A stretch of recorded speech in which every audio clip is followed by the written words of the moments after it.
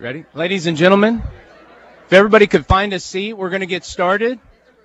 It's my pleasure to introduce the chairman of the Railroad Commission, Christy Craddock.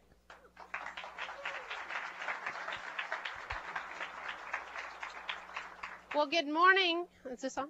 Well, good morning and Happy New Year. And what a great way to start the year for me. It's my first day back, so welcome to everybody.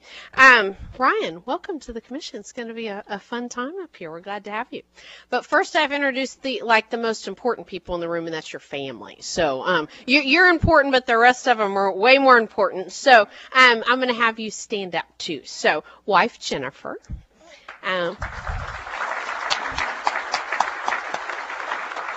And then their children, Sarah, who was very lovely and had lunch with us one day. Please stand up. And Luke and Lance. So y'all can stand up together. We'll let y'all both stand up.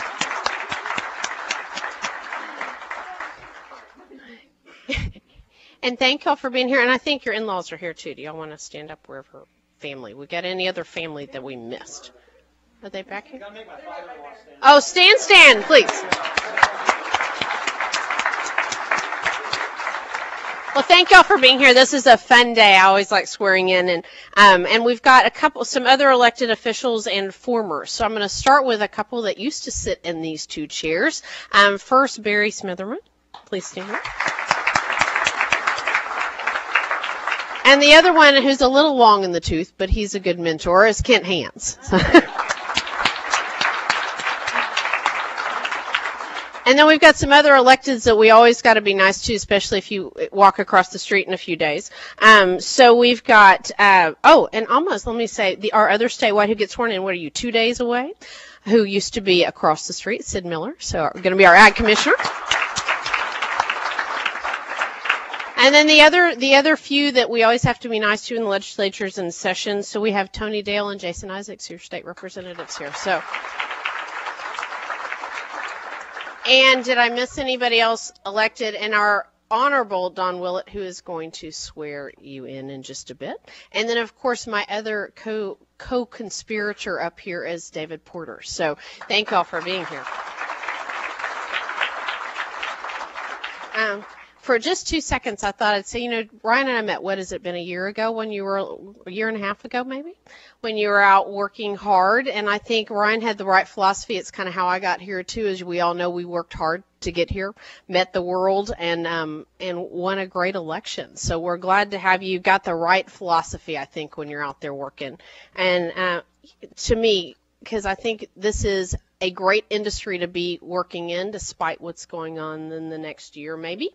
I just have come from Midland. They're beginning to lay people off. It's given me a little bit of heartburn. But I think we're in a fun little dip, and Texas continues to lead the way in an industry. And our message is getting there when 34% of the oil and gas now is not coming from OPEC and is coming from our country. In this country, we get it. Finally, we're leading the way, and the Railroad Commission is really going to be an important piece of that. And so we're glad to have you as a partner. But I think it's not just oil that we're talking about. It's what's going on a national level. It's what's going on in Mexico.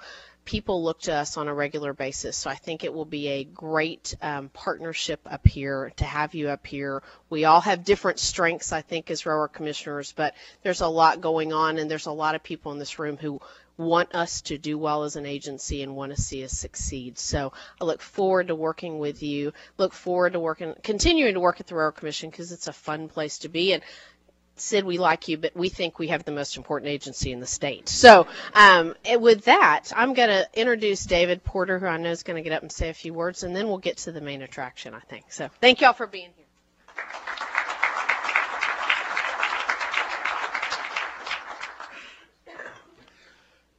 Thank you, Madam Chair. It's a pleasure to be here today to welcome our new colleague. Before Justice Willett swears in Mr. Sitton, I'd like to say a few words about Ryan and the importance of this great agency that the people of Texas have elected us to lead. I had the privilege of meeting Ryan a little over a year ago at the start of his campaign and was immediately impressed by his determination and his knowledge and appreciation for energy regulations in Texas. Like Chairman Craddock, and I, Ryan understands how much regulatory framework matters. Texas is the #1 oil and gas producer in the United States and has been a global leader, not only because of our geology, but because we have the regulatory structure in place that allows us to safely and efficiently capitalize on our state's energy resources.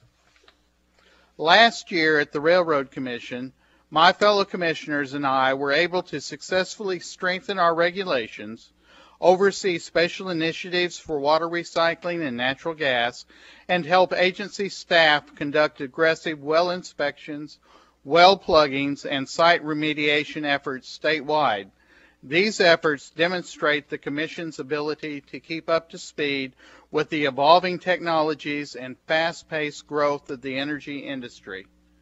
Ryan, I do want to assure you, though, even though we had a really successful year last year and did a lot of things, we did save 1 or 2 problems for you for you to help us with now that you're here at the Commission.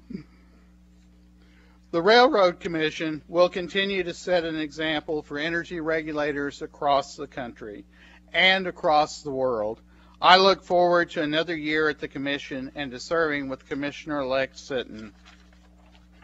Ryan possesses the qualities that are required to be an effective railroad commissioner. He showed us his hard work and determination on the campaign trail, and his expertise as an oil and gas engineer will be a great asset to this agency. At this time, I'd like to introduce Justice Willett. Don Willett was appointed to the Supreme Court of Texas in August of 2005. He was elected to a full term in November of 2006 and re-elected in 2012. Before assuming the bench, he was a Deputy Texas Attorney General, serving as Chief Legal Advisor to Attorney General Greg Abbott. He also served as Deputy Assistant Attorney General for Legal Policy at the U.S. Department of Justice, where he played a key role in the President's judicial selection and nominations process. Justice Willett has supervised a number of pioneering civil and criminal justice initiatives. Earlier in his career, he served as a special assistant to the President, providing legal counsel on religious liberty and other issues. Justice Willett also worked for Governor Bush and advised the Bush-Cheney 2000 presidential campaign and transition team. He currently serves as Supreme Court liaison to the Texas Center for Legal Ethics, the task force to ensure judicial readiness in times of emergency, the Grievance Oversight Committee, and the Texas Center for the Judiciary. And he has a long history of community involvement. We are honored to have him here today for the swearing in. Justice Willett.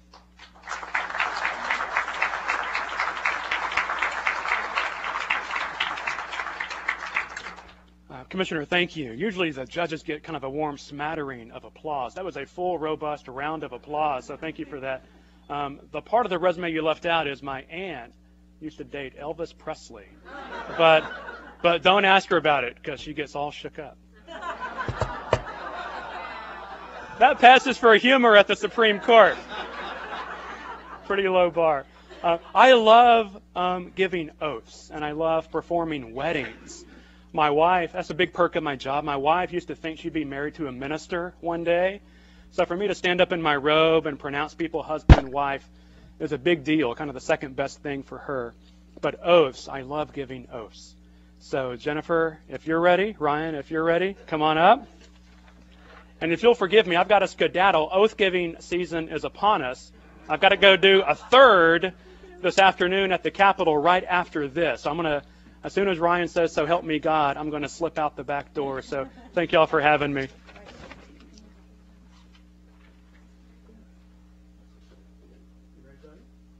Okay, if you'd raise your right hand and repeat after me. I, Ryan Sitton, do solemnly swear.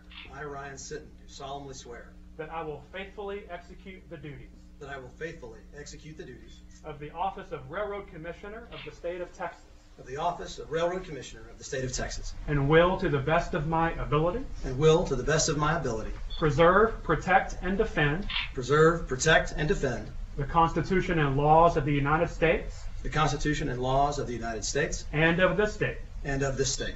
So help me God. So help me God. Commissioner, congratulations.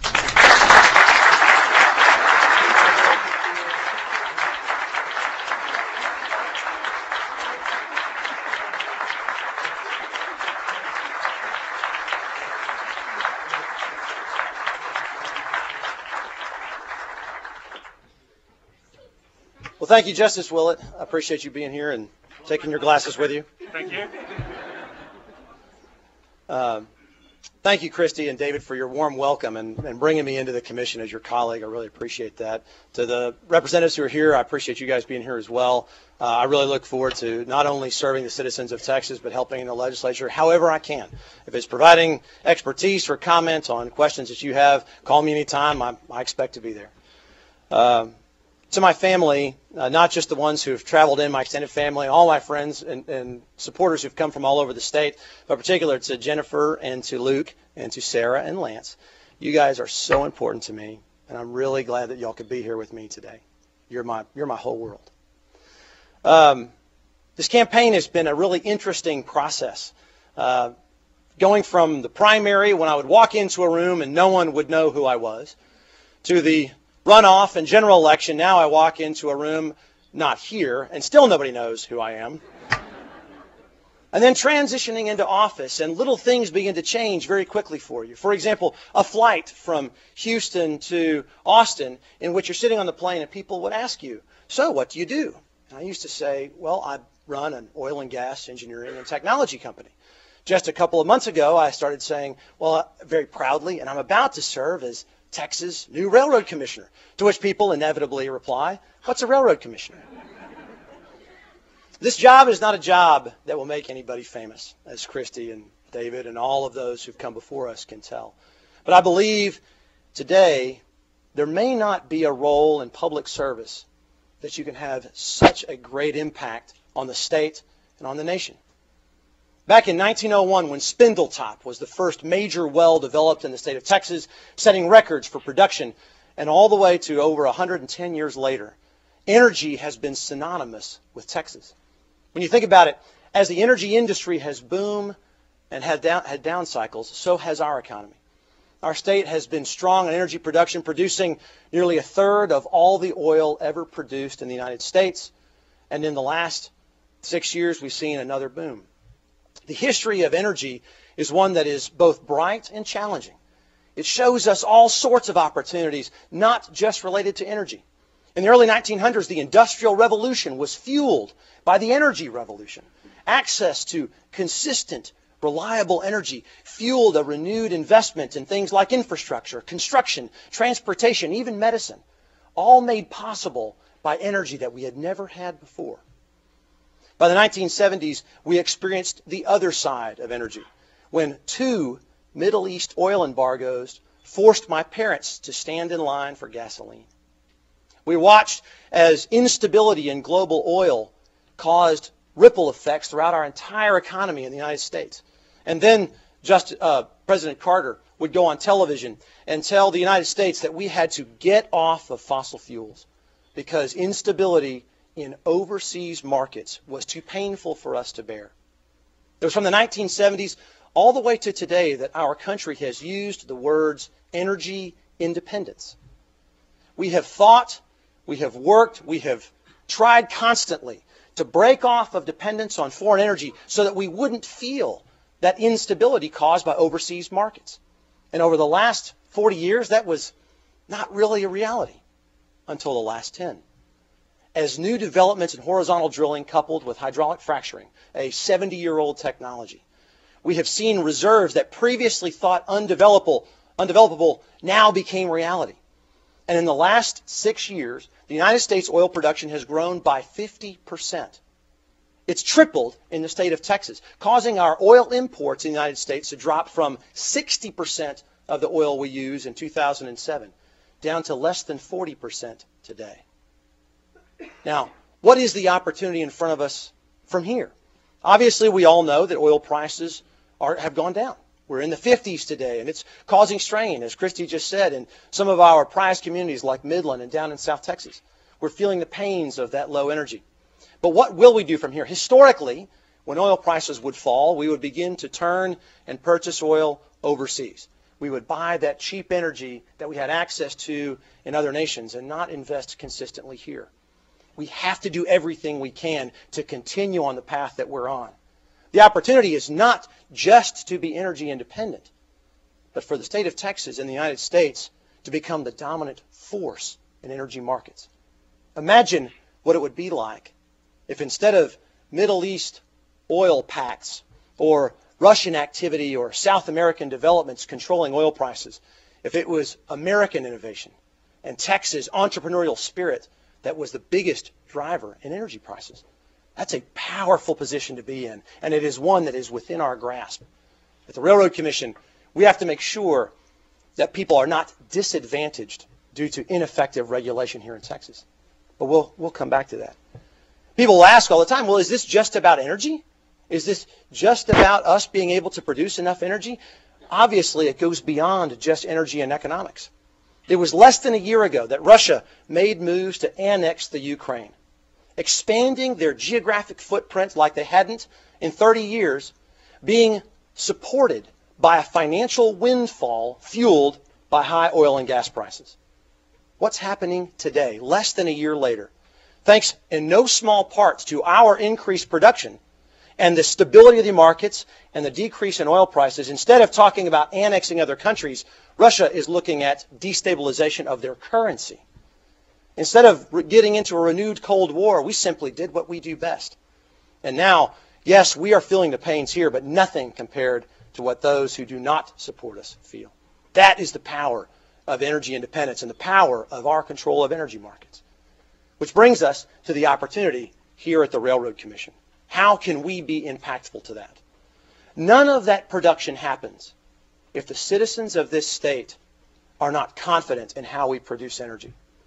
On our Railroad Commission website, it says that we have a few charges. One, that we steward the natural resources and the environment. Two, that we protect our citizens and the community. And three, that we help champion the economic impacts associated with energy development. All of those are crucial. And I submit to you that they're all tied up in one idea. We need the citizens of our state to be confident in how we develop energy.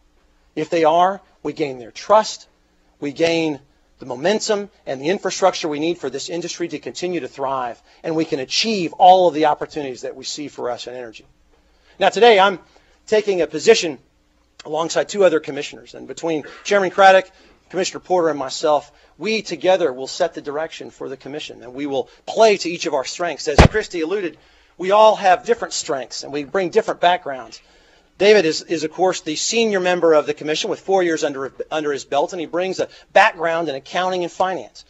Christy, or Chairman Craddock, has been in the Capitol for 20 years and has dealt with all of the inner workings of Austin.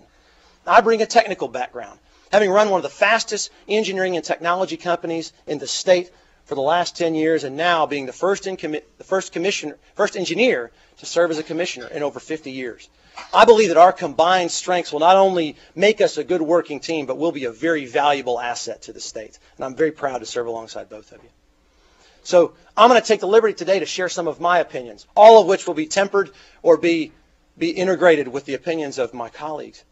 But first, to the producers of the state of Texas. If you produce energy responsibly, and you do things in a way that is considerate of the citizens of this state and the communities in which you operate, I want to tell you that we are your friend.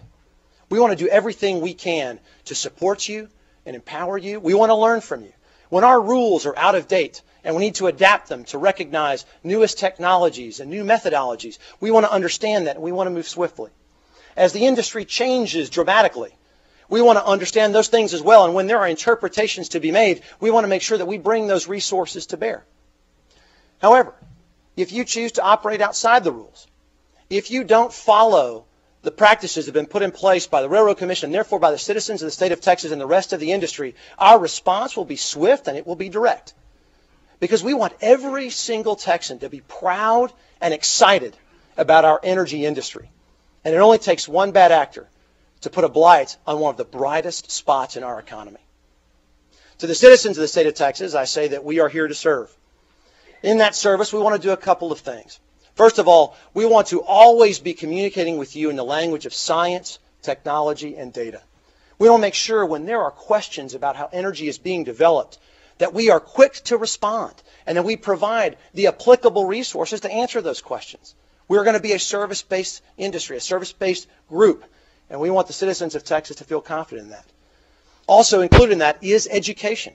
We want to do whatever we can to provide information and education to anyone who wants to understand more about how energy is developed in this country and in this state. Finally, to my colleagues at the Railroad Commission, I don't just mean Chairman Craddock and Commissioner Porter, but all 700 and something staff members who have worked diligently at the Commission. I'm here to serve you as well. The Commission has had to respond to one of the most dynamic changes in an industry that we have seen in the modern era over just the last 6 years. With the new developments that I talked about earlier, new permit requests that have gone through the roof, many of you have worked tirelessly to respond to that and have kept this agency in a very strong position during that time, and I applaud you. But we need now to look forward. What are the new opportunities? As I said, in the engineering firm that I ran for the last 10 years, we always asked ourselves, how can we be more effective? How can we be more efficient? What tools and systems can we integrate into how we do business so that we leverage our resources more effectively? How can we change our operation to adapt to market moves so that when things change in the external market, we can continue to be efficient? And of course, this boils down to personnel. When we know there are people who are working diligently and who are applying everything they have to serve the state and serve the rest of the team, how do we give them more opportunity, give them more responsibility, and compensate them for the value that they bring to this state? And to those who are struggling to be effective, who haven't found their role or whose impacts are not able to be felt, we need to manage them up or manage them out. We're a team at the Railroad Commission. And just like any other team, we can only be our most successful when every single team member is successful. And I see it as my job to help each and every person of the Commission be successful. The Railroad Commission's term is 6 years. That's a long time in public office. And people will ask, so how will you know at the end of 6 years if you're successful? And I'll tell you, there's a handful of things that I would like to work on and with the support of my colleagues, hopefully accomplish. First of all, I would hope that in 6 years from today, twice as many people across this state know who the Railroad Commission is and what we do. That will send the message that we are engaging the public and being the public servants we need to be.